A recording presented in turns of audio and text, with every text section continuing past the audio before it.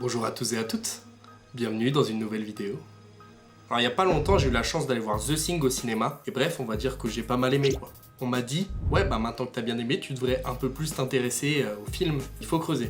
Vous me connaissez, je l'ai déjà fait sur Hérédité, j'aime bien creuser, les théories, tout ça c'est un petit peu ma petite tasse de café quoi.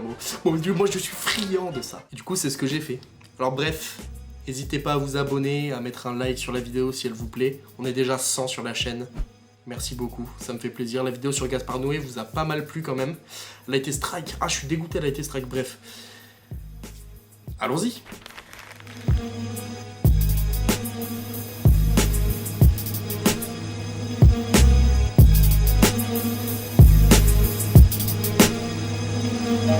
Alors, avant toute chose, replaçons The Thing dans son contexte. The Thing, c'est un film de 1982 réalisé par John Carpenter.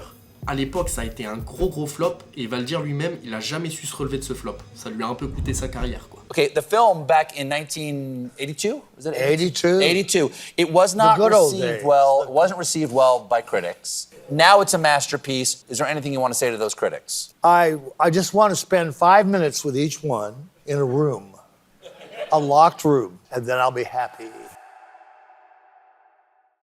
Le film, en gros, il raconte l'histoire d'une bande de chercheurs en Alaska qui se font chasser par un alien. Avant d'entrer un peu plus dans les détails de l'histoire, parlons un peu de The Thing. Genre l'alien. Enfin, la bestiole, quoi. Putain, bon, j'en sais rien, moi. Alors déjà, ce qu'il faut savoir sur elle, c'est qu'elle est capable de copier parfaitement, et j'insiste sur le parfaitement, un être vivant qu'elle infecte. Et quand je dis parfaitement, c'est jusqu'à la moindre crotte de nez dans le pif, quoi. Tu vois ? C'est vraiment parfait. Faut aussi savoir qu'une seule particule suffit pour infecter un organisme vivant.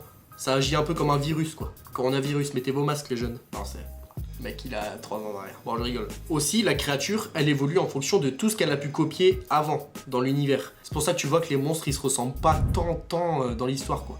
Enfin, ils se ressemblent un peu, mais c'est pas non plus similaire à fond. Aussi, chaque cellule de The Thing est indépendante, et elle cherchera à se défendre, quoi qu'il arrive. La moindre petite particule de sang est un être vivant à part entière qui se défendra si on l'attaque. Alors aussi, j'ai dû regarder l'immonde film de 2011, le préquel, pour savoir que apparemment The Thing ne peut pas copier des matières non organiques, genre les boucles d'oreilles.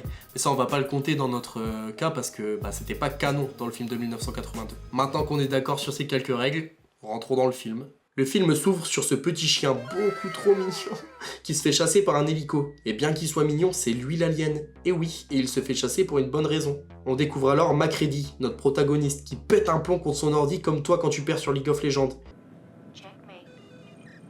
Arrêtez de dire le pion, il est sale, mon fils de pute! Bref, on retourne sur le petit chien qui arrive au camp des protagonistes et saute sur le rouquin comme ça, et le lèche. Moi j'aimerais bien qu'on me lèche comme ça. Je rigole, hein. Attention. Oubliez pas, une seule particule suffit pour être infecté. Alors gardez en tête que le Roukmout l'est probablement. Ensuite, on voit Mac passer sa bouteille à l'Irlandais, qui boit dedans. Plus tard, on verra que Mac il continue à boire dedans lui aussi, le gros crasseux. Donc Mac aussi est potentiellement infecté à partir de ce moment-là, quoi. C'est à 5 minutes, il y a déjà potentiellement 2 infectés. Clark, le maître chien, prend le nouveau chien sous son aile, et il avoue plus tard qu'il est resté environ 1h30 seul avec lui. How long were you alone with that dog? I don't know, an hour and a half maybe. Donc Clark, potentiellement infecté. Pendant ce temps, notre équipe, elle, découvre qu'il s'agit d'un camp de Norvégiens situé à côté du leur qui ont pris d'assaut le chien. Ils décident alors d'envoyer le Doc et Mac à leur base pour comprendre ce qui se passe. Et juste avant qu'ils partent, on voit le chien Thing se balader et entrer dans la chambre de quelqu'un dont on voit juste l'ombre. En voyant les cheveux et le col, c'est probablement Norris, qui est donc lui aussi probablement contaminé. Alors ce qu'il faut savoir sur Norris, c'est écrit dans le script, c'est qu'il est cardiaque, il a des problèmes de cœur. Et comme la bestiole imite parfaitement sa victime, si elle imite Norris, elle aussi elle aura les problèmes de cœur. Bref, en apprenant pour le camp des Norvégiens, Macready et Doc partent à l'expédition, et ils tombent sur un véritable massacre. Et sur ce gros glaçon troué et cette chose, c'est pas vraiment ce que c'est, ils décident alors de la ramener au camp. Voilà, c'est une bonne idée, on va ramener ça au camp. Et ils demandent à Blair, l'homme de science, d'en faire l'autopsie. Pendant ce temps, cette scène se joue, et je la trouve super intéressante. One, door number 2, and door number 3. And I think that Don's screen here has got the one that's traded in the most. I went to you first and tell her one more time. I know how this one ends.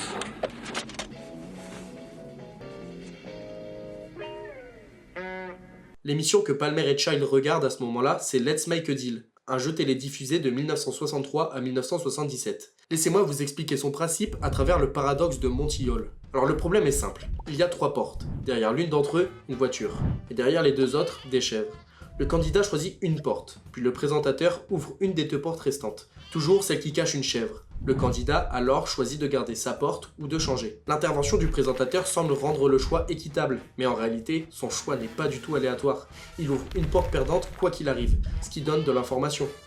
Si tu restes sur ta porte initiale, tu gagnes 1 fois sur 3, car tu avais une chance sur 3 de tomber sur la voiture. Si tu changes, tu gagnes 2 fois sur 3, parce que si tu avais choisi la mauvaise porte au départ, Monty t'aide à éviter l'autre mauvaise porte. Je pense que vous voyez le lien que je veux faire avec The Thing. Dans le film, il y a plusieurs individus, mais seulement certains sont la chose. Comme dans Monty Hall, les survivants doivent choisir en permanence à qui faire confiance sans information complète. C'est littéralement le jeu des portes, humaines. Dans le paradoxe, changer de porte augmente tes chances, mais ça semble risqué. Dans The Thing, les personnages hésitent à changer d'avis sur quelqu'un, même quand ils devraient. Et parfois, leur refus de changer de porte les conduit à leur perte. Bref, reprenons là où on en était, avec la première apparition de The Thing. Clark, le maître chien, cloisonne le chien Thing avec les autres chiens. Elle se transforme et attaque tous les autres chiens et Clark, qui lui aussi est un bon petit chien. Aïe là, attention. Clark.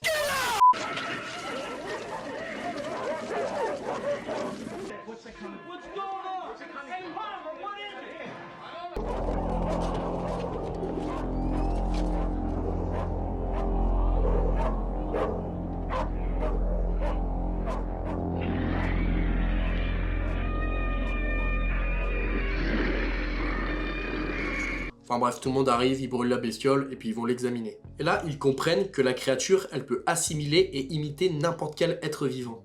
You see, what we're talking about here is an organism that imitates other life forms, and it imitates them perfectly. Suite à ça, ils regardent les cassettes qu'ils ont récupérées sur le camp des Norvégiens et ils vont découvrir un objet bizarre. Alors ils décident d'y aller et... Mettez tous BFM TV là maintenant. Ils ont abattu un ovni à Tourcoing, il est tombé sur le cul, qu'on est mort. Ils ont à peine le temps de rentrer qu'on voit les premières discords dans le groupe. I just cannot believe any of this voodoo bullshit. Giles, happens all the time, man. They're falling out of the skies like flies. Avant d'être coupé par Knowles qui a retrouvé des vieux caleçons dans sa poubelle de cuisine. Chelou quand même.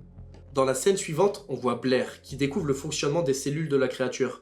Il compte qu'il y a 75% de chances qu'un d'entre eux soit déjà contaminé. Mais surtout, que si le virus s'étend en dehors de leur camp, la planète serait envahie en moins de 27 000 heures. Alors 27 000 heures, ça fait 1125 jours. Ou 38 mois. Ou 3,175 ans. Bon, on s'en bat les couilles, mais faut bien que je fasse du contenu pour la vidéo, quoi. Bref, on reprend sur MacReady qui jouait avec un morceau de vêtement. Je sais pas si c'est les fringues qu'on a retrouvées dans la poubelle de cuisine, mais si c'est le cas, il est d'autant plus potentiellement infecté.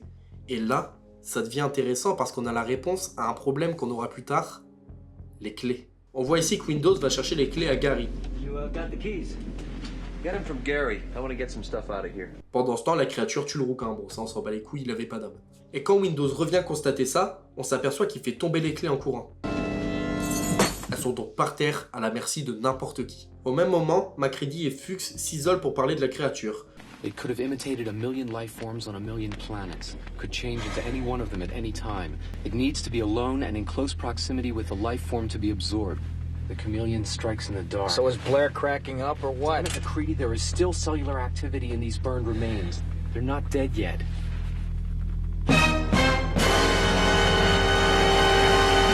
Le petit loustic fonce rejoindre ses potes pour les informer que leur copain est en train de se faire bouffer par un alien. Et brûle. Sauf que pendant ce temps-là, pendant que c'était la fête au village, Blair, il a décidé de péter un plomb.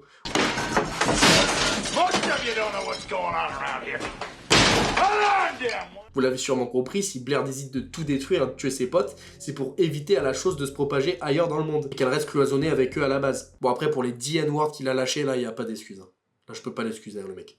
Il a fait ça, c'est de son plein gré.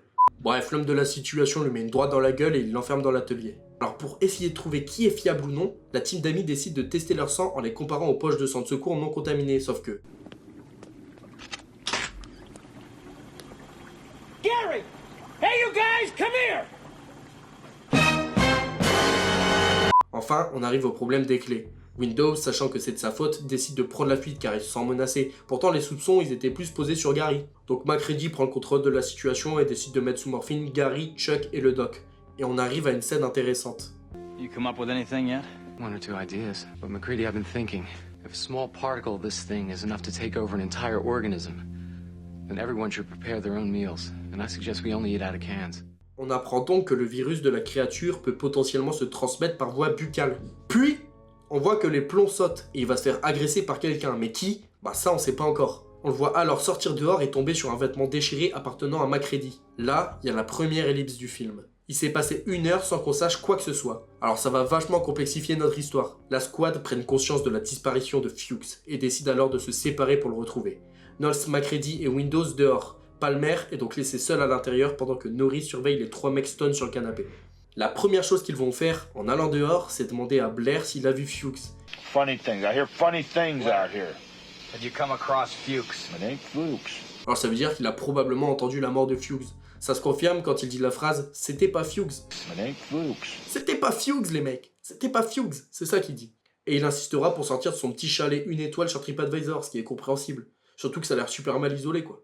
Je sais pas si c'est du bois ou de la tôle, mais dans un blizzard pareil, moi ça m'inquiète. Ils devraient faire appel à l'isolation à 1 euro, tiens. Mais je sais pas s'ils ont ça en Antarctique.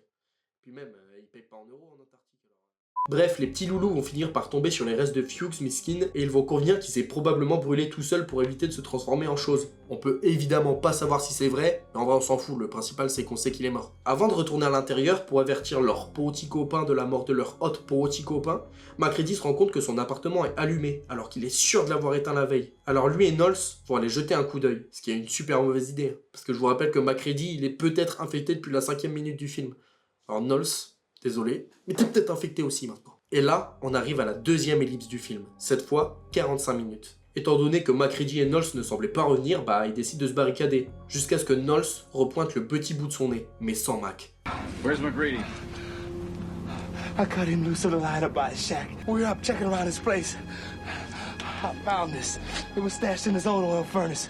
Wind must have dislodged it, but I don't think he saw me find it. Alors Mac était déjà très suspect, mais là encore plus. Mais on y reviendra plus tard parce qu'en attendant, il semble repointer le petit bout de son nez. Let's open it. Hell no. You think he's changed into one of those things? Sauf qu'il est pas autant la bienvenue que lorsqu'il est parti. There's that man, MacReady.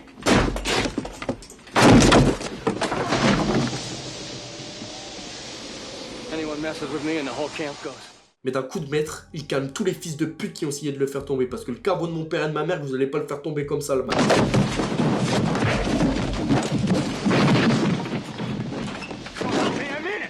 Miskin Norris, qui semblait souffrir déjà depuis 1 heure de film, finit par crever d'une crise cardiaque. C'est quand même marrant de mourir de quelque chose qui a rien à voir avec le danger du film, quoi. La honte, quoi. Genre, il est mort, mais pas à cause de l'alien. Bref, il décide d'essayer de le sauver, et vous savez ce qui va se passer.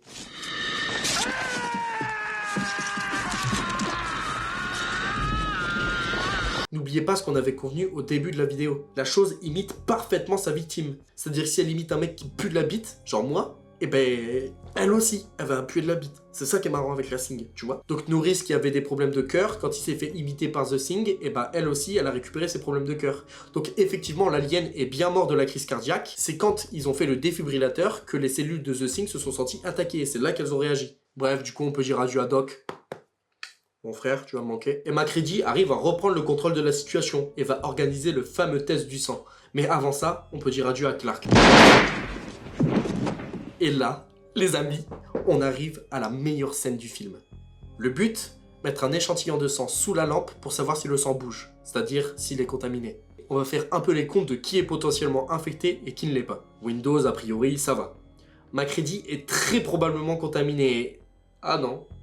Après, gardons en tête que c'est lui-même qui gère le test, et on l'a pas vu sortir son sang, alors on va dire qu'il est safe, mais attention quand même. Le docteur est déjà mort, mais il est safe. Clark, par contre, il est resté 1 heure seul avec le chien, et non, il est safe. Gary est peut-être dangereux, non, il est safe. Palmer, par contre, c'est sûr qu'il est safe. Quoi?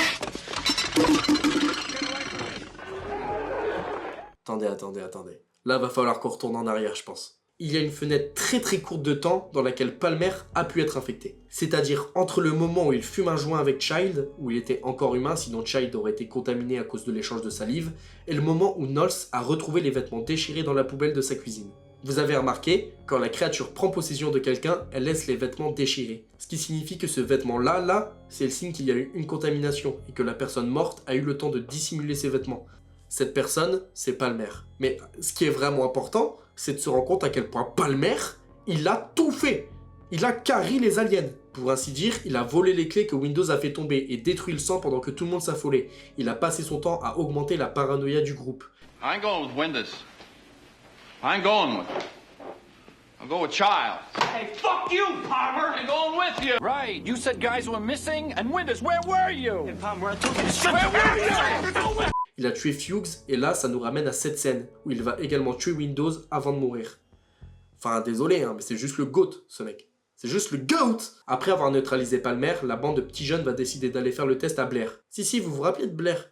Le mec qui est dans son petit chalet là depuis 12 heures là. Mais quand ils vont arriver chez lui, il ne sera plus là et ils vont trouver ça. Et il cherchait à s'enfuir avec les pièces de l'hélicoptère qu'il avait détruit plus tôt. Il était du coup probablement transformé lui aussi. On peut rajouter ça au palmarès de Palmer qu'il a probablement contaminé sur le passage quand il a tué Fuchs. Bref, bon là je vais un peu rush la fin parce que ça devient moins intéressant jusqu'à la scène finale. On voit Childs qui est resté à l'intérieur pendant que les trois autres allaient chercher Blair s'enfuir après avoir fait sauter les plombs. Donc la Watty Team décide de faire sauter tout le site. Blair refait surface et tue Gary et Knowles et Mac fait boom. Et là, on arrive à cette scène.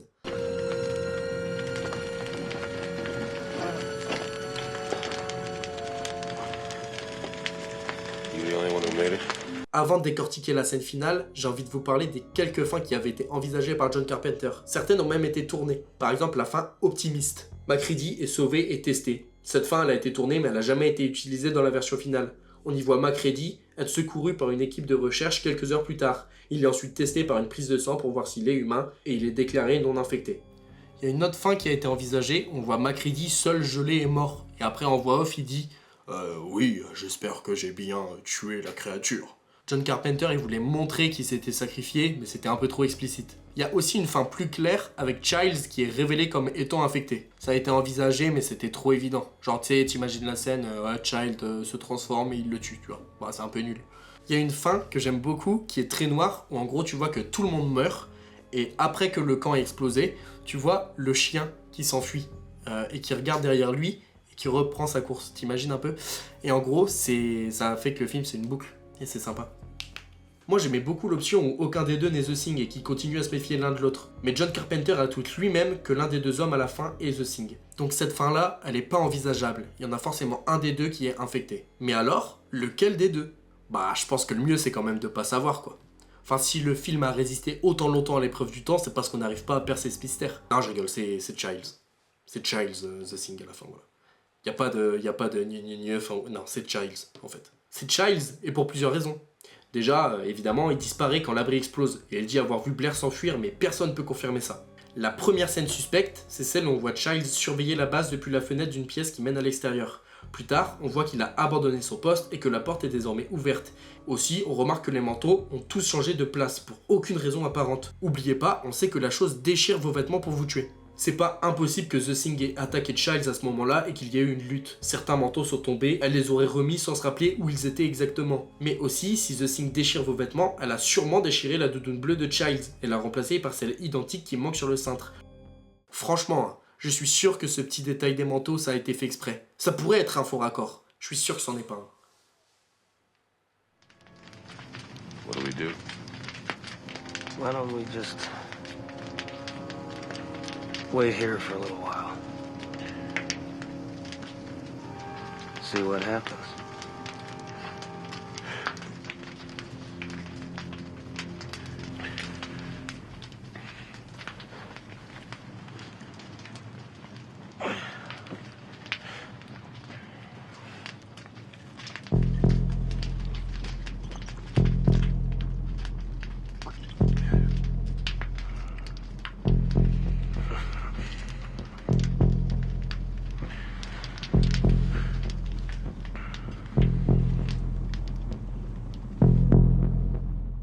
Le regard suspicieux de Mac, la bande-son qui se lance, le petit rire après que Childs ait bu, j'en suis sûr que c'est un test. Plus tôt, on a vu que les habitants feraient mieux de préparer leur propre repas, clairement pour qu'on comprenne qu'il ne vaut mieux pas partager de boissons ou de nourriture, car la chose agit comme un virus, qui pourrait se propager comme ça. Alors quand Mac tend la bouteille à Childs, et que Childs la boit sans réfléchir, on comprend qu'il n'a pas peur de se faire contaminer. Et donc Childs est probablement celui qui est contaminé. Vous voyez cette scène où MacReady utilise la bouteille pour gagner? Ça vous rappelle pas un truc? Franchement, j'aime trop ce film. Il y a un mystère planant, la paranoïa qui monte et qui redescend sur la fin pour laisser place au désespoir, parce qu'au final, on s'en fout de savoir qui est contaminé. Enfin, nous, on se branle dessus parce qu'on est des geeks, mais genre, c'est pas important, on le sait très bien. Honnêtement, je suis tellement heureux d'avoir découvert ce film, et j'espère que j'ai pu le faire découvrir à certains d'entre vous, peut-être, même s'il est déjà très très connu. En tout cas, j'espère que si vous l'aviez pas bien compris, vous le comprenez un peu mieux maintenant. Et voilà quoi.